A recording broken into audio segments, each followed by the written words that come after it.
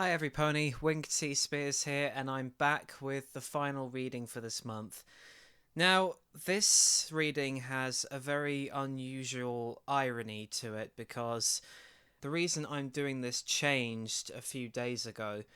This story is dedicated to the memory of one Peter Sallis, the voice of Wallace in the hit Aardman Animations franchise Wallace and Gromit.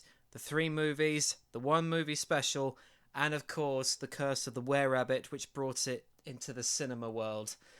I have a lot of fond memories of this particular franchise, particularly the first 3 movies, A Grand Day Out, The Wrong Trousers, and of course A Close Shave. I actually went to see The Curse of the Were-Rabbit in the cinema the day it came out, and I remember it being one of the funniest and most enjoyable cinema experiences I had when I was young.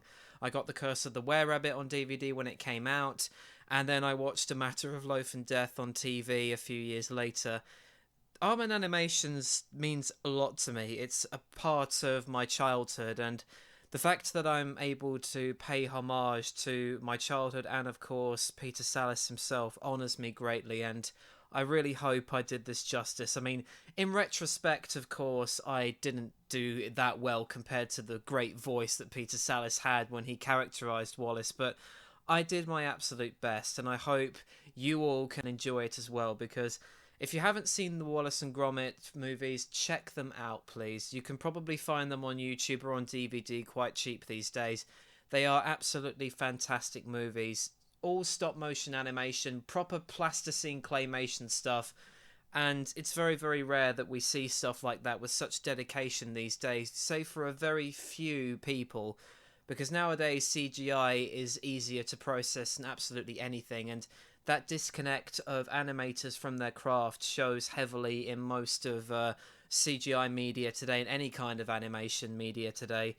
So this, in a way, will take us back to those days where people put a little more effort into the movies they made, and not just making cheap knockoff to identify to focus groups. But we're going to see, and I'll stop rambling now. This story is called Anti Pesto to the Rescue, and it's quite self-explanatory, honestly. It's a very short story, but a chance to pay homage to my favourite movie franchise, especially one this special, is a great opportunity for me. So sit back, relax, and enjoy this little piece of nostalgia, everyone. Let's go. Anti Pesto to the Rescue by Cyberlord4444. Twilight looked at the swarm of rabbits currently investing Ponyville. Fluttershy was doing her best to try and round them up, but wasn't having much luck. Sighing, Twilight called out to Fluttershy. Sorry, Fluttershy, but it looks like we need some professional help with this. Fluttershy had an apologetic look on her face. I'm sorry, Twilight. Normally this would be easy, but they're still too keyed up for me to do anything. I'm sure you tried your best, but I was trying to tell Applejack earlier there's a point where you need help. Twilight said as she teleported a black book to herself and started flipping through it. What's that? Just a little something Princess Celestia gave me when I decided to live here. It has a bunch of numbers for various services that she herself uses. Really? Yep. Now let's see. Van Dorn Detective Agency? No. International Rescue? No. Sugar Cube Corner? Don't need to call for them. Wright & Co. Law Offices? No. Anti Pesto Humane Pest Control. Are you sure they won't hurt the bunnies? Fluttershy asked worriedly. Don't think so. Celestia has left some notes. Live capture only, specializes in rabbits and similar creatures. They sound perfect. Well, if the princess thinks they're all right, I guess we could give them a try. All right then, Twilight said as she summoned a cordless phone and dialed the number. After ringing for a few seconds, the other end picked up. Anti Pesto Humane Pest Control? How might we be of assistance? Oh, good. This is Twilight Sparkle. We have a bit of a rabbit problem here, and my teacher said you could help. Twilight? Oh, you must be that last Princess Celestia were taking care of. Funny, I thought that business up in Canterlot was a freak incident. Actually, I'm calling from Ponyville. Our local animal caretaker was trying to do a bunny census, and there was a Bit of a communication error with her assistant. Caused them to stampede. Can you help? Righto, just sit tight and we'll be with you as soon as we can, said the voice before it hung up. I wonder how long they'll be. Twilight wondered aloud before they heard a rumble. Turning to look, they saw a large blue vehicle speed over a hill before coming to a stop beside them. The doors opened and out stepped a strange being in a blue jumpsuit and cap. Pleasure to meet you, lass. I'm Wallace. Pleased to meet you. Now, where are the...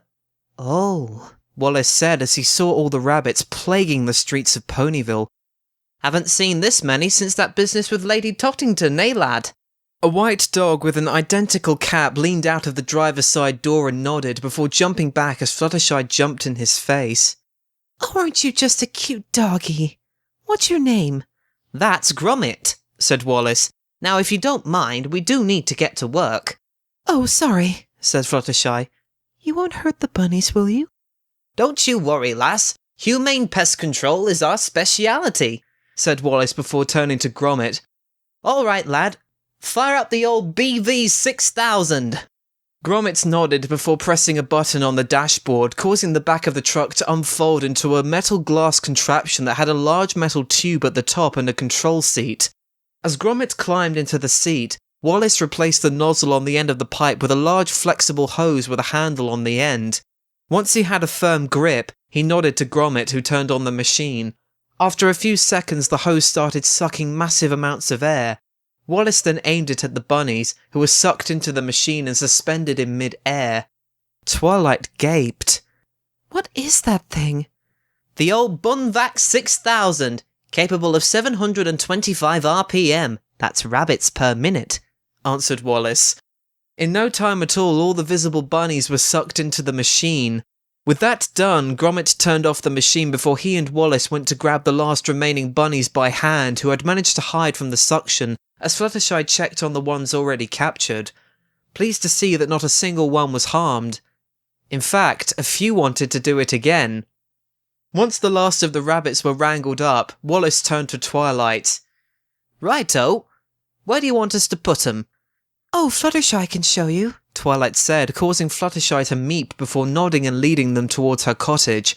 Once they arrived, Gromit put the machine in reverse as Wallace aimed the nozzle towards the pen, launching them safely within. Incredible!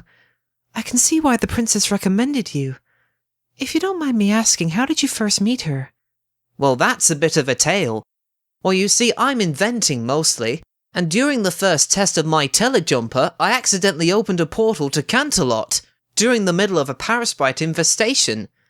What's a parasprite? Asked Fluttershy. Nasty little buggers. Almost made off with my cheese, they did, Wallace grimaced. Anyway, turns out the BV-6000 is just as good at sucking up parasites as it is rabbits. Managed to take care of all the parasprites in my house. And even accidentally sucked up the ones on the other side of the portal. That's when Celestia turned up. She thanked me for taking care of the problem and even paid me for the trouble. Talking of which, you should be getting your bill in about a week. You're worth every bit, said Twilight. Well, ta-ra then, Wallace said as he and Gromit got into the truck. Say hello to Celestia for me, would you, lass? Sure thing, said Twilight as they drove off. And there you have it, everypony. The rabbit problem has been solved. Now, if you will excuse me, I will be going back to West Wallaby Street until next week, and I hope to see you all then as well. It's been a strange month, but I'm glad that I was able to pull together and get all this done, so I'll see you next week, everypony. Ciao.